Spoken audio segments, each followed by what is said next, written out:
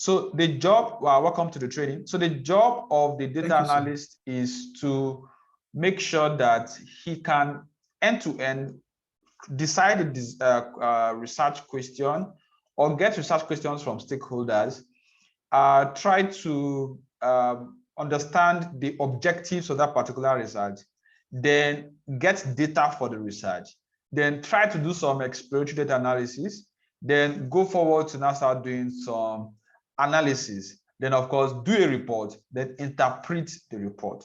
That's the job of an analyst. So if you are using tools like Power BI, Tableau, Excel, you might not be able to do a research work end to end. So using tools like SPSS, Stata, R, any of these three tools gives you the opportunity as an analyst to contribute to the entire process, right from when the research wants to begin up to when there is now solutions and suggestions and conclusions about that research. And earlier on, I said, if you are going to be involved in any academic work, either undergraduate, postgraduate, master's, PhD, if you're going to be involved in any work with either NGOs or health-related, population-related, research-based institutes or research-based companies, or if you need to do business plans, or you need to do feasibility study reports, then having to understand the entire data science process using a tool like SPSS is very handy.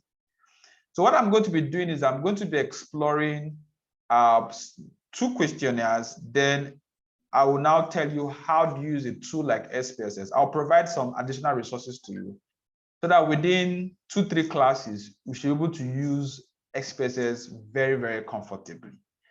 Now, remember the data science process. It involves definition of objective, then collection of data, data entry, exploratory data analysis, then analysis itself. Then at times you might do machine learning, then you do report, then you do interpretation, then you do report. So that's what the entire process is like. And in some of the videos I've shared earlier on before now, I've already indicated how the different steps, how they flow. So in today's class, it's going to be about 30, 40, 45 minutes class. I'm going to be looking at 2 questionnaires, tell you how to, what is wrong about your questions, then let you know how to put that into your SPSS and run some analysis. So the very first one I'm going to be evaluating is going to be this very first one, this one. Prevalence, I don't know if you are seeing my screen. Let me see. Confirm if you are seeing my screen. Yeah, I see your screen. Okay, what can you see? What can you see? Okay, is the topic prevalence of AFP cases within a settlement within the past months. Okay, good. So this is more or less a health kind of survey. Now, these have some corrections in them. Now, the questionnaire is prevalence of AFP. AFP is, I think, children or kids under 15 years that have sudden onset of paralysis, right?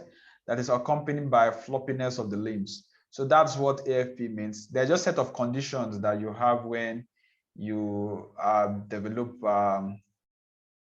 floppiness of the limbs, which is always linked to paralysis. So anytime you hear the word prevalence in any research work or any study, you're talking about how many, the frequency of a particular interest of study. If I say prevalence rate of AFP, I'm trying to say, okay, how many persons in 10, or how many persons in 100, or how many persons? Most times we talk about 1,000 or 100,000. So when we're talking about prevalence rate, so we can be saying, if you say 5% prevalence rate, if the interest is, let's say, malaria, so we're trying to say how many persons have malaria in 10, or how many have malaria in 100. Is that clear? Yes. So most of the time, the kind of analysis you are running is a frequency analysis. There's some kind of analysis also you call comparative analysis. In comparative analysis, you are trying to compare between 2 areas of interest. You might try to compare between township and rural. You might be comparing between the rich and the poor. You can compare between males and females, their performance on something, maybe academics or so. You can be comparing between using maybe Apple devices or maybe Android devices. So that's where you talk about comparative analysis. So back to what we're talking about here, prevalence or AFP cases. Now, this was a correction. Previously, didn't have a geographical location. So anytime you're doing a study, you must make sure that it has a geographical location. Is it limited to a local government, a country, and all that? So you have to define whether you are doing your prevalence rate or your research based on the entire Nigeria or just a particular area. Now, if you see some of the comments I've made here, you see that, for instance, this one says, I said, please ask all the questions as questions, not statements. Here, you said name of patient. Don't forget about the content I shared about questions or questions you have in your questionnaire. You want to make sure that there's this, people are not suspecting that you might have bias. So that's why most of the times you don't need people's name. You could actually convert the names to like 01, 02, 03, 04, 05, 06, and the rest. So that you can identify when you're entering data, you want to make sure that you don't have any issues. For instance, if I start entering the data on my data view of the SPSS, I want to make sure that who is one, I don't get to mix up that paper or that particular respondent. Okay, now, so this is going off. So Mr. Obiora, are you there? Yes, I'm there. Okay, good. So you remove this particular question, so because we might not be needing it for the study. So you didn't add gender. So don't forget, we said anytime you're doing what's it called? Anytime you are doing your study, there are some kind of questions that are very critical and important. You should ask them. And also we said when you're asking questions, ask only important questions.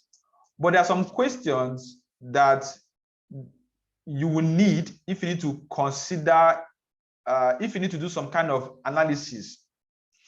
Now, there was no gender. So it is necessary for you to have gender because talking about paralysis.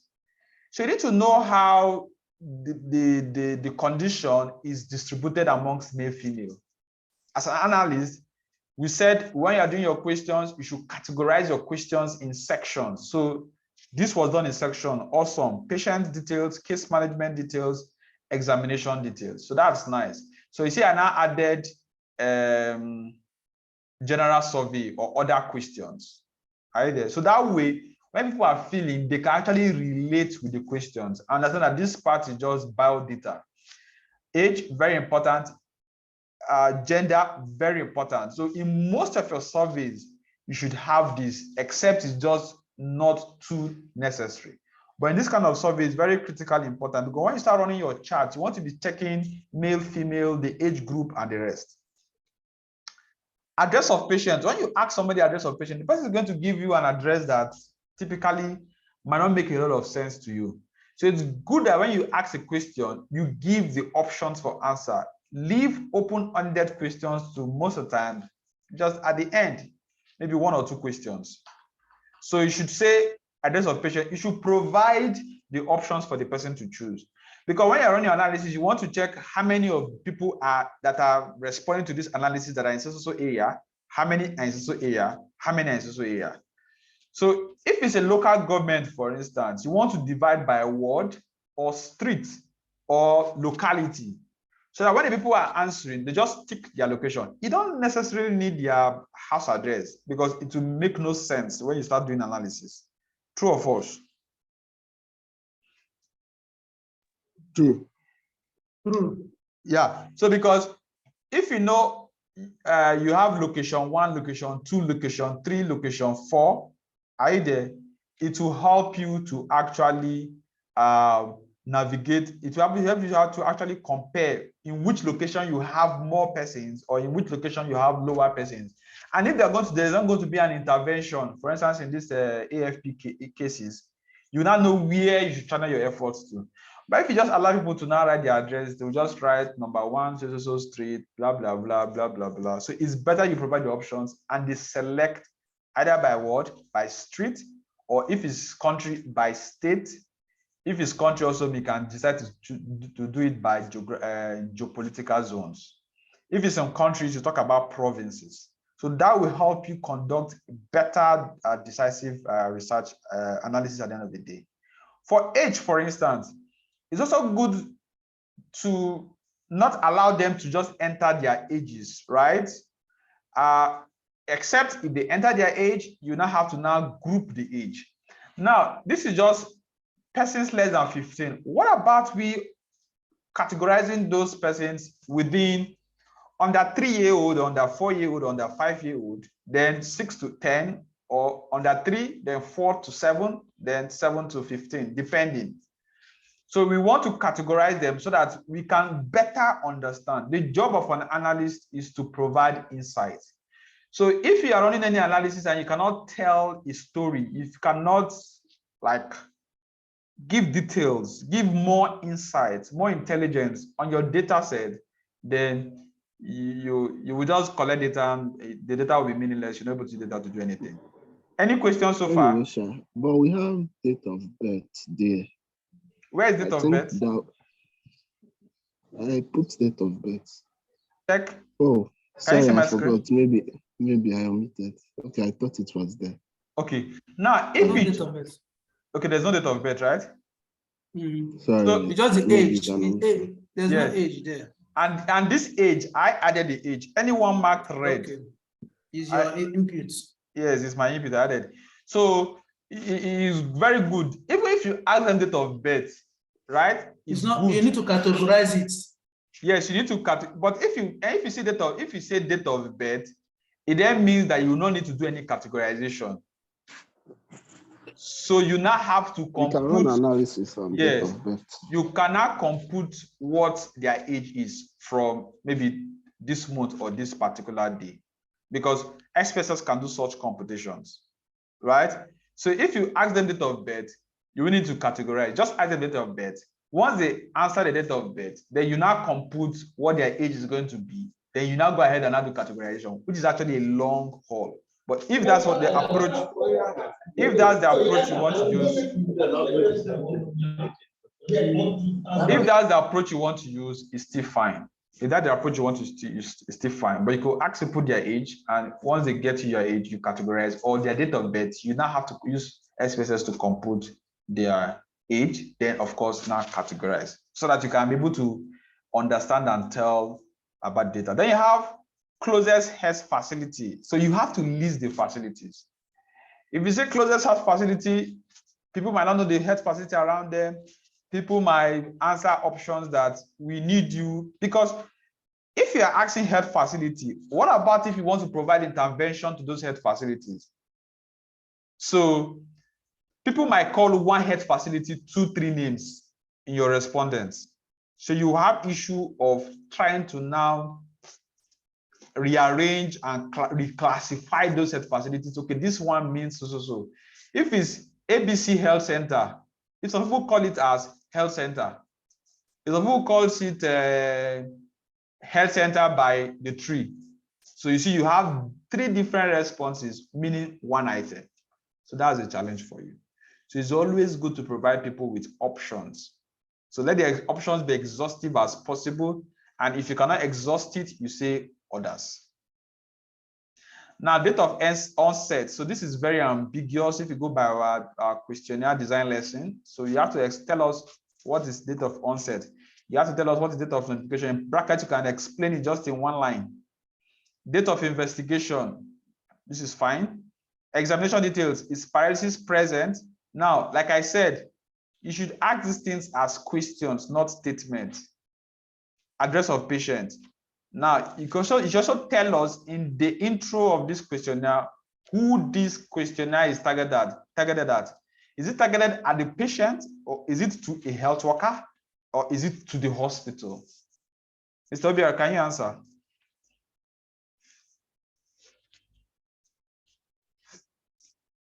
Well, as for the data sources, normally for this kind of survey, it's always, okay, one of the data source is always, if you are going to the field direct, getting it from the model.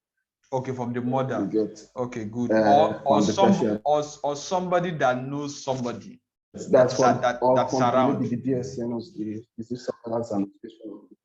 Yes, or maybe from the different health facilities in those locations, because those are the places they visit if they have those cases. Good. So you have to be direct. If it's going to be for patient or for what's it called, guardian and hospital, then you cannot use one questionnaire. You might need to do two sets of questionnaire. One is going to be for the, what's it called, the guardian or anybody within the community that can, and then the second one is going to be for the health facilities, because you cannot ask them same set of questions. If you tend to ask them set of questions, then for the health facility, you will now visit the database and extract all of this data. Okay, so those are the few corrections I made. So you have medication, yes or no. So yes or no is also, it's not always a nice way to do to get responses. So try to look at Likert scale. I explained Likert scale a lot, and see how you could see how to ask this question in such a way that you can get a nice response that you can either categorize or so. Because if you just have many yes or no's, they're not a nice way to actually understand what is. Then of course your questions should be actual questions. Things like what is the date of onset, or when did the AFP started? When did you have this? When did you have this the AFP, or when did it get started? Try to explain, right? Make it very explicit. Then all this yes or no, try to work on it. Then general surveys. So you might not, I added, have you had any government, private sector, or NGO intervention on AFP in your community? If the above answer is yes, tell us, is this government, private, or NGO? Then what's the frequency of the intervention? I have a Likert scale here in terms of time. Then any other comments? You want them to say anything they want to say. So roughly you have about 15 questions. Okay, you have any question before I move to SPSS? Any questions, please?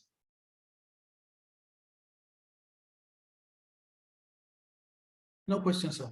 Okay, good. So I will stop the class. Then in the next session, we will get to examine SPSS and how do we code all of these questions on the software. How do we enter them, declare the different types of variables? And I'm not going to be giving you options of how to do some basic analysis with whatever you've entered. Okay, catch ya. So I will stop the record so that we could have it for students that didn't connect. Then you could rejoin the class so that we consider SPSS.